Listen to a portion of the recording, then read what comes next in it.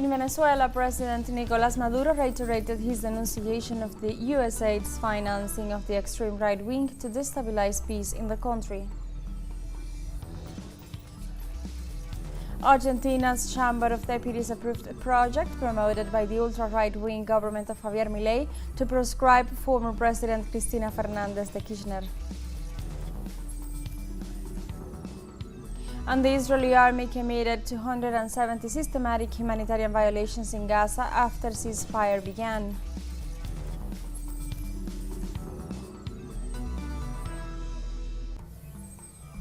Hello and welcome to From the South. I'm Alejandra Garcia from teleSUR studio in Caracas, Venezuela. We begin with the news. Stay with us.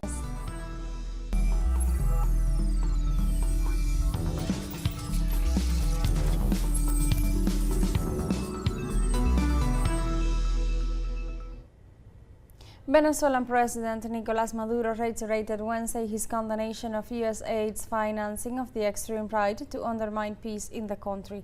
The president expressed his rejection during the inauguration of the International School for Youth Leadership, where he noted that the Venezuelan opposition had become a business with profit-oriented purposes.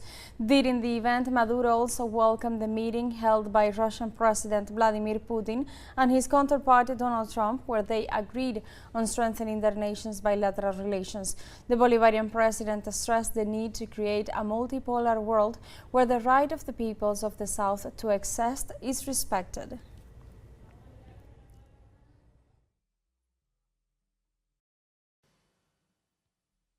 ¿Cuántos millones de dólares le dieron a Juan Guaidó? Dicen que cash directamente más de 5.000 millones. How many millions of dollars did they give to Juan Guaidó? They say that he directly cashed more than 5,000 million. Do you know what can be done with 5,000 million? How many schools can be built? How many hospitals? And I ask you, not you young people who are patriots, I ask the opponents who made you believe that Guaidó was the president. Did you or your family receive any benefit? Did even $1 of those $5,000 million reach the mothers, the doctors, the nurses, the teachers in Venezuela? They stole everything. For them, being in opposition in Venezuela became a lucrative business, and now they are billionaires living in mansions. I have been denouncing this for years, but now we can see, and the evidence that everything we denounced was true is coming out. In this context, Venezuela repudiated on Thursday the unfounded accusations of the U.S. Southern Command. In a communique, the Bolivarian Republic of Venezuela categorically repudiated the false and reckless statements made by the commander of the Southern Command, Alvin Halsey, during his recent appearance before the U.S. Senate. These statements are baseless and repeat the same deceitful narrative but by the Biden administration with which the Venezuelan ultra-right has swindled them, using millions of dollars from U.S. citizens' contributions. The statements also adds that the Venezuelan ultra-right has swindled them out of millions of dollars in contributions from U.S. citizens. The accusations of drug trafficking, corruption, and destabilization are nothing more than fake news and dirty war campaigns of the past, which have already proven their failure. They seek to justify their own mistakes as well as the complicity and corruption that has led them to the situation faced today by extremists in Venezuela, trying in addition to cover up the real illicit trafficking networks in the region whose roots are widely known by the Southern Command. The government concluded by saying, Venezuela faces drug trafficking with a sovereign and responsible model, firmly combating a problem whose roots are outside its borders, rejected the disqualifications of U.S. military organizations such as the Southern Command, which have a history of interference and colonialist attitudes. The Bolivarian government reaffirmed its commitment to peace, stability, and multicentric and pluripolar multipolar world. We call upon the political sectors of the U.S. and other countries of the world to support the Bolivarian Republic of Venezuela. And at this moment, we stay in Venezuela, where the first Vice President of the United Socialist Party of Venezuela, Diosdado Cabello, rejected the media matrix generated by the extreme right after referring to the nationals who arrived in the country as members of the criminal group called Tren de Aragua. During his program, Con el Mazo Dando, Cabello assured that the opposition is full of hate, referring to the far-right reactions after the arrival of the first two Conviasa flights from the United States with repatriated Venezuelans. In this sense, he emphasized that the plan back to the homeland has brought, since 2018, over 913,000 nationals, victims of the hate campaign of the fascist far-right wing. Likewise, Cabello ensured that likely findings of the USAID issue will be the money that they paid to mount a media campaign against Venezuelans' stability. Van más de 913,000 venezolanos que han regresado con el plan Vuelta a la Patria.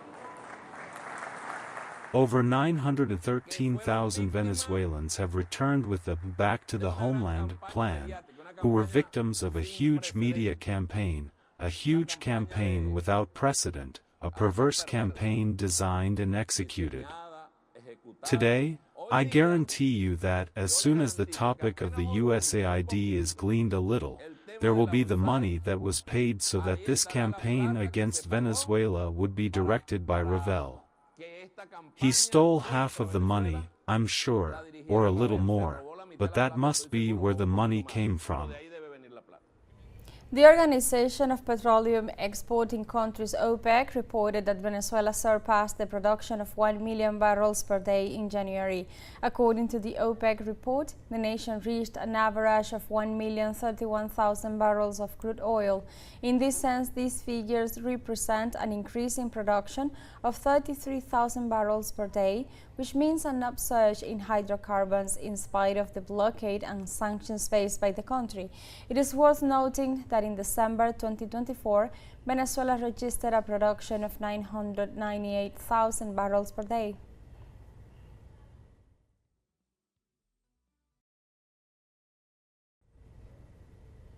In Ecuador, hitman killed René Zamora, political chief of the municipality of Olmedo, located in the interior of Manabí province. Local media detailed that the victim was on his way to San Roque in a car and was surprised by hitman, who shot him several times. Zamora was a political lieutenant of the canton, and in 2019 he had been a candidate for mayor of Olmedo without obtaining favorable results. This murder adds to the wave of attacks on mayors, municipal officials, prosecutors, and prison officials that is being made by organized crime in Ecuador.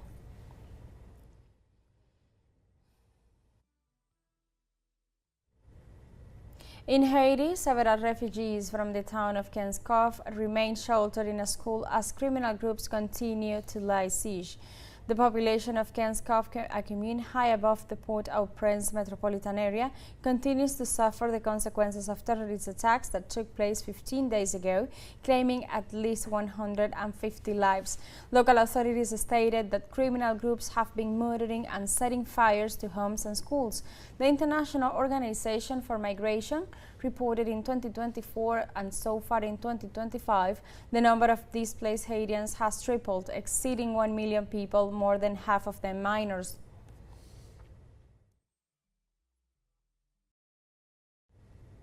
The Haitian National Police eliminated several members of the criminal group Crase Barrier in the capital's community of Petitionville on Tuesday. In social networks, the Haitian National Police reported that during the shooting, several members of the group, led by Vithelhom Innocent, were seriously injured, although the exact figure of members executed was not specified. According to data verified by the United Nations, the armed conflict in Haiti has left around 5,626 deaths and 2,213 wounded.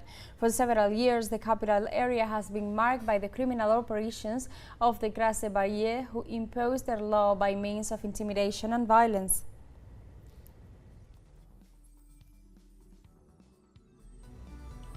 And now we have a short break coming up, but don't go away. We'll be right back with more information from the South.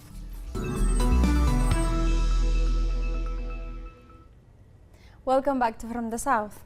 Argentina's Chamber of Deputies gave the Clean Record project promoted by ultra-right-wing government of Javier Milei, which seeks to proscribe former President Cristina Fernández de Kirchner. With 144 affirmative votes, the ruling Freedom Advances party assured that together with the Republican proposal and allied groups, moved forward with a project that stipulates the prohibition to be a candidate for elections who have a ratified sentence in second stance for corruption offenses. The opposition, the Union for the Homeland Party, argued that the law would violate the principle of innocence. It still remains to be voted in the Senate, where the ruling party would not have enough votes to pass this into law.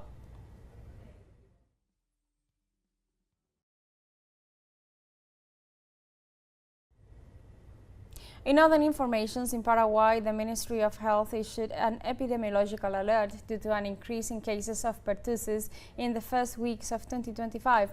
To date, 7 confirmed cases and 1 death have been reported. On a press release, Viviana De Gea, Director of Surveillance of Communicable Diseases, warned the population of the unusual behavior of the disease, adding that there are 15 notifications of Bordetella pertussis as its causal agent. She also reported that 5 children had been hospitalized, 3 of them were kept in intensive care units and 1 died. The AGIA urged the population to complete the vaccination schedule for children and to promptly vaccinate healthcare workers and pregnant women.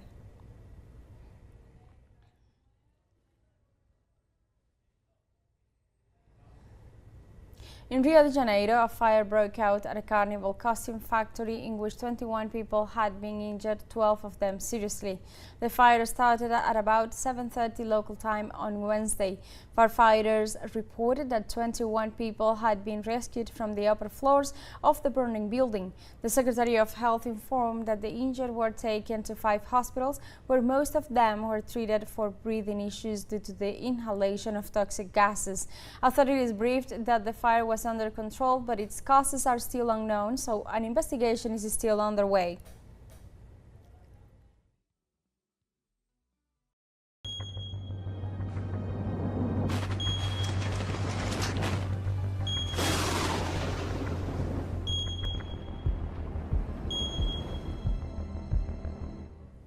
In Argentina, dozens of wildfires remain active in Corrientes province, where over 200,000 hectares have been hit by the blaze.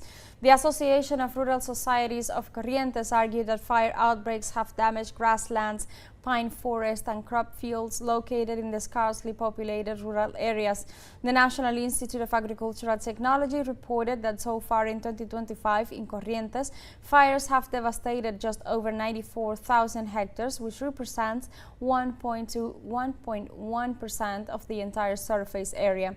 The coordinator of the Operational Command of Emergencies of Corrientes, Bruno Lovinson, described the situation as extreme, but he advances experts forecasted rainfalls on the week could bring relief to the damaged departments.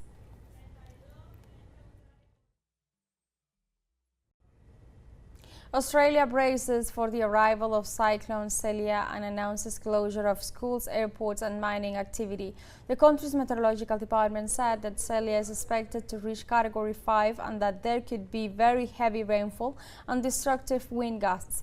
It also reported that it's expected to make landfall on Friday afternoon between the towns of Karratha and Port Hedland, registering sustained winds of 175 km per hour and wind gusts of 250. Authorities took timely action by moving vessels to safe areas and suspending all academic, aviation and mining activity in likely areas to be affected by the phenomenon.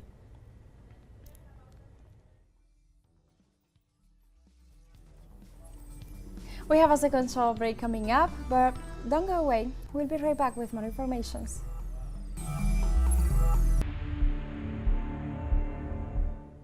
Welcome back to From the South. Israeli army committed 270 systematic humanitarian violations in Gaza after ceasefire began. Palestinian authorities claim that Israel was violating humanitarian agreements and urged mediators to force Tel Aviv to abide by the terms of the pact. Last week, more than 90 people were killed and 822 others injured by Israeli attacks since the beginning of the ceasefire. In addition, 2 more citizens were killed by bombs buried in rubble and 24 died as a result of injuries sustained during the aggression.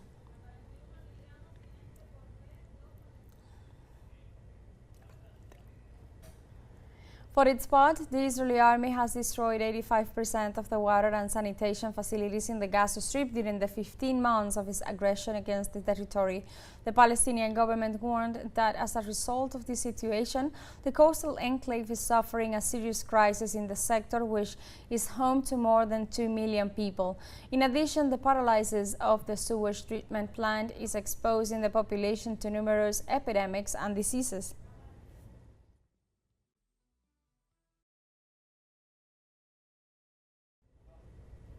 The Israeli occupation forces have intensified their incursions into the occupied Palestinian territory of the West Bank, killing more than 70 people in 2025 alone.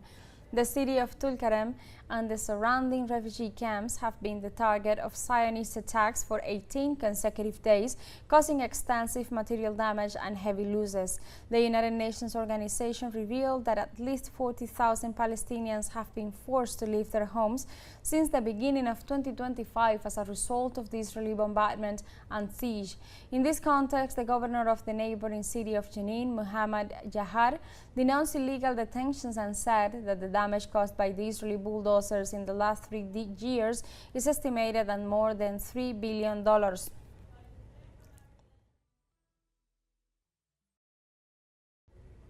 The Egyptian and Jordanian governments reaffirmed their position on the immediate start of the reconstruction of the Gaza Strip and the rejection of the displacement of Palestinians.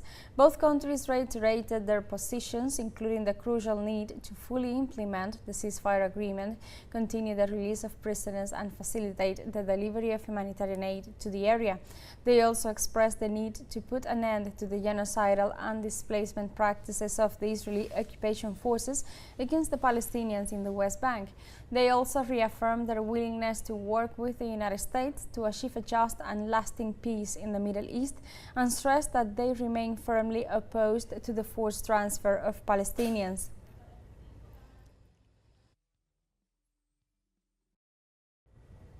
In France, the explosion of a grenade thrown into a bar in the Grenoble city has injured at least 12 people, 6 of them critically.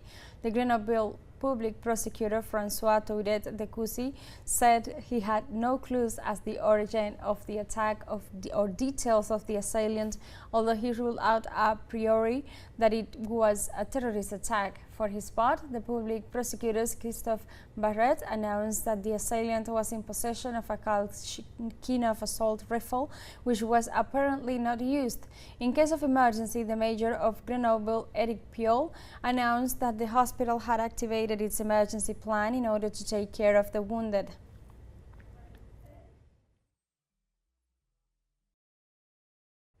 In China, at least 4 people died and 20 others were injured after an explosion at a warehouse in the city of Taichung on the island of Taiwan. According to the city's fire department, the fire broke out in the Shinkong Mitsuki shopping mall at around 11 a.m. local time. The agency also stressed that more victims may be found during the inspection of the site. Although evidence points to a gas leak, the authorities have ordered an investigation into the cause of the incident, as it is not yet known whether it is related to renovation work being carried out at the complex.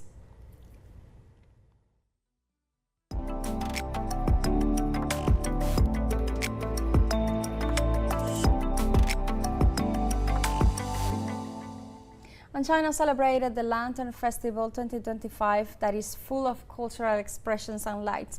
The event takes place on the 15th day of the first month of the new lunar year, that is on February 12th this year.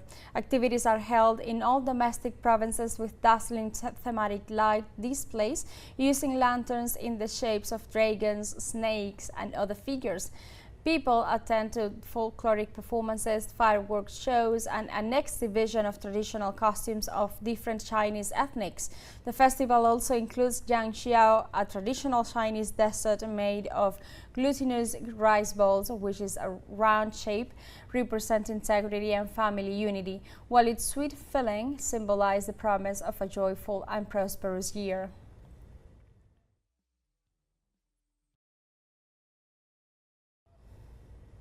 The Chilean artist Ratavirus, alongside the artistic Contra la Pared and Casa One groups, have been carving a mural in Teja neighborhood to pay homage to former President José Pepe Mujica.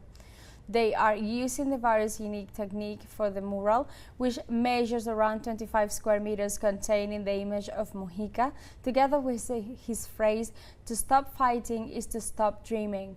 The leftist Tupamaro leader had fought against 1973-1985 dictatorship, and he was president of Uruguay for the 2010-2015 term.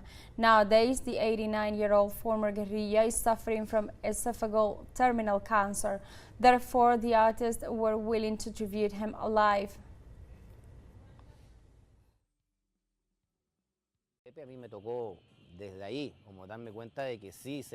Pepe made me realize that it is possible to fight for ideals, to give one's life for ideals, to give one's life for the neighborhood, to give one's life for the people. It is a very unique neighborhood. The people who live here are very rooted. And Pepe Mujica is an ethical and political reference. Radio is a medium of entertainment and communication that has been in use since the last decades of the 19th century, and precisely every February 13th is celebrated as World Radio Day. The day was proclaimed in 2011 by the member states of UNESCO and adopted in 2012 by the United Nations General Assembly. Its main objective is to make of radio an interactive media that encourages debate on different topics of collective interest. Every year a theme is chosen for the celebration of World Radio Day, and this year's theme is radio and climate change.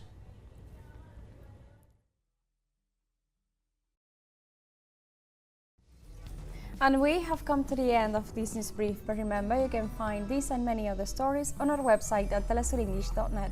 I'm Alejandra Garcia for Telesur English. Thank you very much for watching.